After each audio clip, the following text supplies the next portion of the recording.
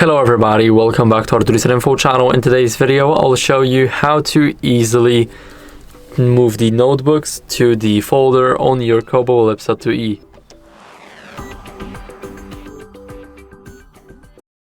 So if you've created the folder, then go over to the My Notebook section. And here, as you guys can see, we will have the folder.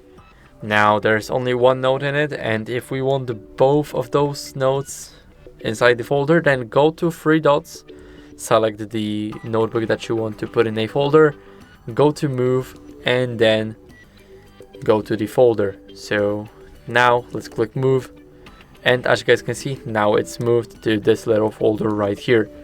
So that's basically it. I hope you enjoyed this video, and if you did, then leave a like, sub, and a comment, and I'll see you in the next one.